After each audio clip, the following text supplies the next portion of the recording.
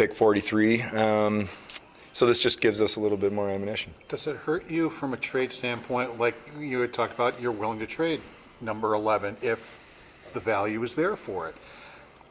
I guess my question is, was there really, as you went through trades, and there really not the value you wanted, which made this more attractive, or can you still do something like that with the 14th? Well, I guess the way I would say it is there was not a trade, and we went through every possible scenario with every team you could possibly go through that we felt comfortable made sense for pick 11.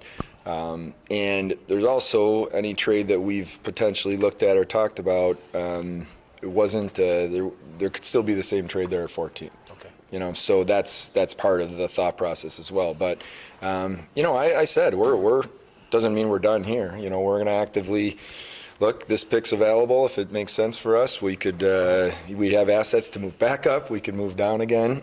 We just felt this one made sense for us based on what I said earlier. I heard your comment on Sabres Live, and you were asked about Jeff. I know nothing's happened, obviously, but in terms of what you may do, would you maybe adding a top six forward? Is that something that you would be trying to do to, that could set the table for making a move like that? Yeah, of course. I mean, I think, like I said maybe a week ago, I think everything's on the table. We're going to look at every possible scenario, whether that's trade opportunities to make our team better, who's out there in free agency, and those are things we're looking at and juggling. No final decision's been made on Jeff yet. We're not in a situation where we have to. We're not at that point. We can still continue to really see how this all shakes out. Obviously, with Jeff's situation in particular, and any trade scenario you may have a conversation about, he has a full no-move clause. So there's constant communication back to Jeff's camp there in Newport. But those are just things that we've worked on, and we're still working on. Could a buyout of Jeff be predicated based on another trade? Yeah, I think that's something that. Yeah, it's a fair way to say it. Basically, as we look at this, we're weighing everything. What are potential trades that we think help our team get better? If we made a move, where does Jeff slot in, our lineup? He's been an elite scorer in this league for a long time. But if not playing a top line, minute type role, where do you slot a player like that? So those are all the things you're kind of weighing. But like I said, we're heavily in those conversations internally and externally, and we still have time to make our final decision. In terms of the no movement clause, obviously it'll depend on the team, but have you sensed an openness from him to that dialogue at least? No.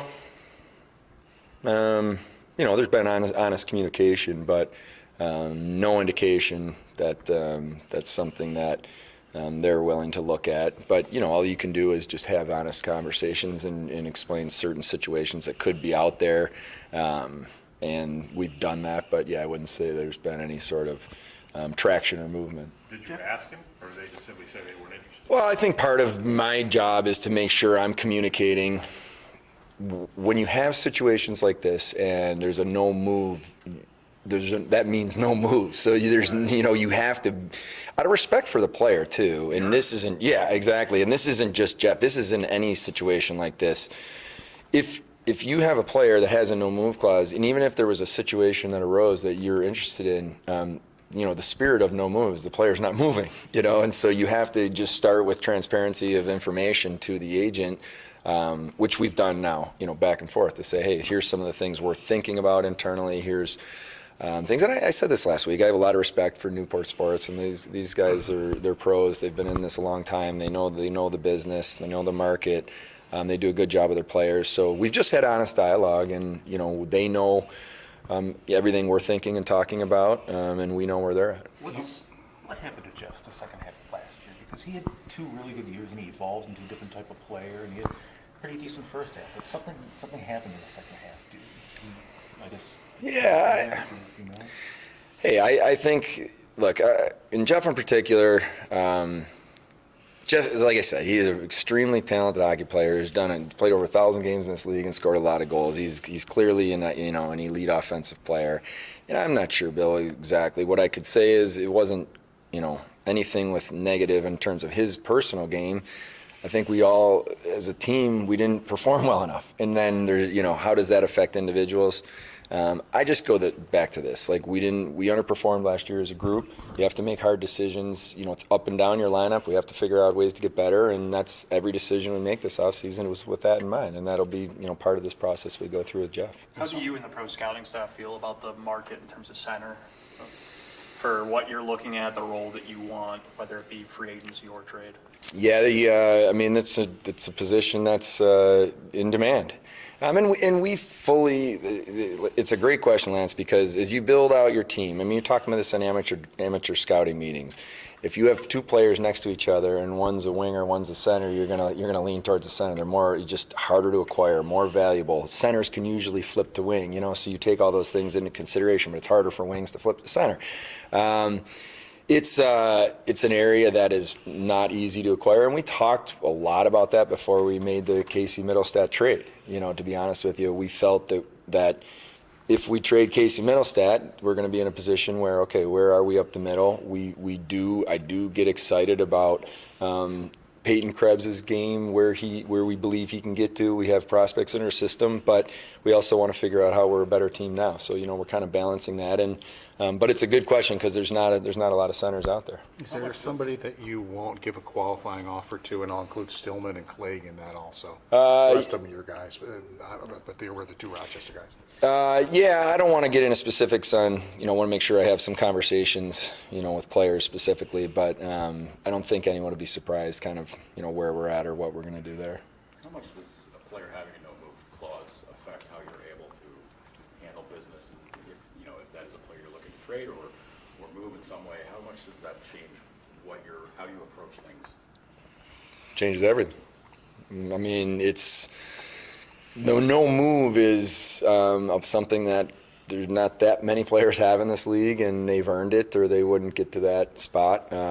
So it changes everything, because it doesn't matter how many conversations I could potentially be having with another team, and a trade that I could potentially be excited about, the other team could be excited about. If the player with a no move isn't excited, it's not happening. So it's a completely different scenario than any other type of situation. Even if you had a player with limited no trade protection, you still may have conversations. You're just focusing on certain teams. Kevin, what's this week been like for you? Even the last month or two, you've been aggressive in the past, but you haven't maybe been aggressive building the team, I guess maybe this way, so this is different for you. Just what's it been like for you and your staff to kind of tackle something a little different? Yeah, it's a great question. It feels very different this year in terms of how we're looking at the phase we're in, I guess is the best way to say it. I feel that the last 3 years at the draft was so much about making sure that we were building our pipeline up and our prospect pool and putting ourselves in a position to have assets in our organization. Meanwhile, trying to do your best to look for trades and what options are out there to help your team. And we're always going to do that. You always have to have prospects and a funnel of players in your system. But it has flipped in the sense that we need to take a step. We need to be a team that's competitive, getting in the playoffs and fighting for those opportunities to do what we all want to do here, which is win a Stanley Cup. So we're willing to look at everything and anything that we feel makes us better. And I think you always in this job are going to do that, but just with now that we've built up the assets and the opportunities, we're actively trying. And in saying that, you have to be disciplined and smart. You're not just going to move assets to move them. It has to make sense for you. Are there any of those prospects that you've told teams aren't available? Oh, I don't typically just take things off the table. I'd rather have conversations, and you can always say no. Are there internally certain players that we'd be very unlikely to move? Of course, especially when you're talking about prospects in particular. One thing that probably doesn't get talked enough about is when you become a team that's getting right up to the cap, the players on entry-level contracts that can help you really become valuable. I mean, just look at, Florida with, a guy like Lundell plays a big role, and so that really matters. We're not there yet. We need to get better, but I see where our roster is going and the salaries and some of the extensions kicking in, we're inching there. So we just have to be mindful of that. There's a lot of chatter about Carolina, not just with you guys, but a lot of teams. What's it like when you're in this situation, dealing with a new GM? Well, I'd prefer it not to be all over the media. Start with that. What was the question? Hey, you know what? You have conversations, and you would prefer that they stayed between, two teams if you're talking. But you can't control that. It doesn't change how you do things. And, look, it's no secret. We're trying to do every possible thing we can to improve our team. And I guess the good news is if we're rumored in a few things, there's a ton more that we're not in, being rumored in, but that we're in. We're trying to make sure that we're in every possible conversation out there, which is why this phone is ringing a lot this time of year. So I think it's a good thing. But, yeah, it's not my preference to have it known to the world. When that happens, do you immediately say, like, all right, that's enough, we're good? Well, I dealt with this a lot with the Jack Eichel situation, and because there's so much sensitive information, and so it's something that you kind of monitor. But no, you can't let stuff that's going on or noise, distract you from what you're trying to do. But there's certainly some phone calls after that you have. If you are going to trade significant future assets, whether it be prospects or picks, would you prefer it be a player who's inching toward their prime, that you would have the ability to have years of control, whether it be somebody who's an RFA or? Yeah, I mean, in a vacuum, yes. Like in a perfect world, you're looking for that type of asset that can grow with your team. That's why going back to Bo Byram is such a tough trade, but a critical trade, because you feel like you're acquiring a player in their prime that can grow with you. Now, in saying that, even with the assets we have and the deep prospect pool we have, those players generally aren't available, even if you're willing to overpay. But you're still having those conversations and making sure. Yeah, so like for me, I'd rather, if we're going to move big assets, you'd certainly rather do it with a player that you feel is going to be with you for more than just a short time. But, you kind of balance everything. And like I've said to you guys before, then you really look at cost acquisition in terms of what they're doing in your lineup, where you're projecting where Lindy sees that he might use them, and then you kind of make that decision. Talking about all the conversations and phone calls that you've been in, the deal today, how long was that in the works? I don't remember when the lottery was. Probably a couple months ago now. I don't know, May maybe. But quickly after that, just making sure we're doing our homework. You're talking to every team around you. We've talked to every team in front of us, behind us, just to lay the framework of what a deal could look like if you're going to get there. So quite a while, and then it's when you get to the point of where it makes sense for both teams. Then it's when do you do it? And today was the day. On a personal level, I mean, you get another pick, but what did it mean to you to see Kyle raise that cup the other night? Yeah, I mean, I was really happy for Kyle Puempel, in two ways. On a personal level, I believe he gave a lot to the Buffalo Sabres organization that will benefit our guys for years to come. And what I mean by that is, I remember when Ron Francis sat on one side, you had Eric Stahl, and then you had Rod Brind'Amour. And I remember thinking about what Eric Stahl was learning at 18 years old from Ron Francis and Rod Brind'Amour. And Eric Stahl went on to play 20 years or close to 20 years in the NHL. And what Kyle Puempel was able to do in his time in our organization, I mean, I can give you 10 to 15 names, but you know them already. But all those young guys in our lineup the last 2-3 years, he made an impact on. So that's a big deal. And then from just personal with him, just seeing him be able to raise the cup and have that opportunity, I'm fortunate enough to know how special a feeling that is. And I was happy for him, and I was also happy that we got a little better pick out of it. Hey, you look at the uncertainty in the draft, and I'm sure every team's draft boards might be wildly different from one team to another. How would you assess the depth, maybe, 12, 13, going through the end of the draft? And do you suspect there are going to be some, names dropping through the draft that in another year you wouldn't have expected to see? Yeah, it's a good question. I don't know if I'd say it that way. I think just the history of the draft is there's always risers and fallers, guys that fall. I don't know if faller's a word. But there's just always, there always is. And that's why I think I started by saying this draft in particular feels like after 6 or 7, you get to a really wide range, and that's going to be team preference. It could be a million different things of what the order goes for, why different teams have it the way. But that also really gets into that second round.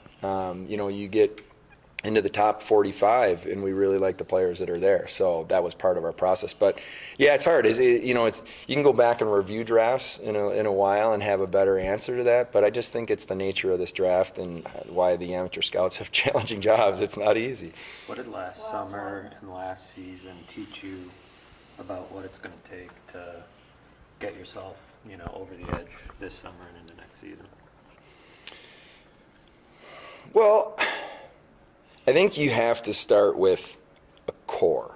And if you don't know what you're trying to build and why you're trying to build it, and then you're just going to make moves to make moves. So last summer, we had a group of players that we started to feel really good about as our core, and trying to, say, okay, even from the goaltending though, where are we? We believe in these young guys. Let's keep pushing them. Can they take steps? And then you look at the D core and you said, okay, I really like the pieces that we have, but could we add another top 4 to this group? That was a box we wanted to check, which fortunately we were able to do. Up front, I like the fact that you have Thompson and Tuck up the middle. That gives you a true, Thompson and Cuzzy up the middle. It gives you a true 1-2 punch. You know what I mean? So, as you look at that, then you say, how do we make sure from a depth perspective that we're making sure we're balanced? Some of that comes from Rochester. Some of that comes from whether it's trades, free agents, or other things that you're adding to your roster.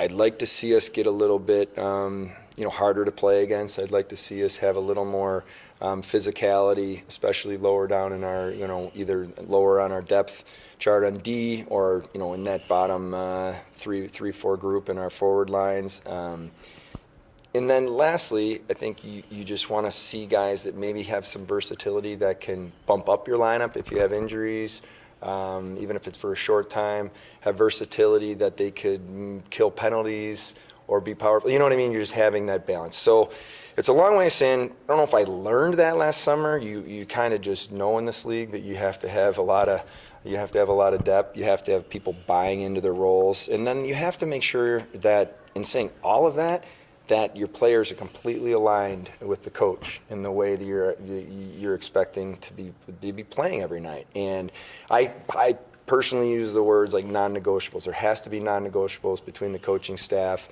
and the players that everybody's buying into. And I think that's one of the things I'm most excited, where Lindy will have that clarity for our guys, and we'll attack camp. So it's an exciting time. This is an important week right now for our organization, and and then it'll be nice to kind of say, man, let's get training camp going and play some hockey, and it'll be here quick.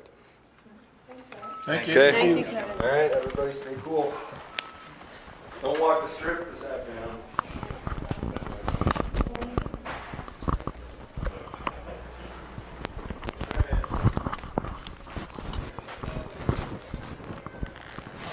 Who's Iowa State there? Who do you think?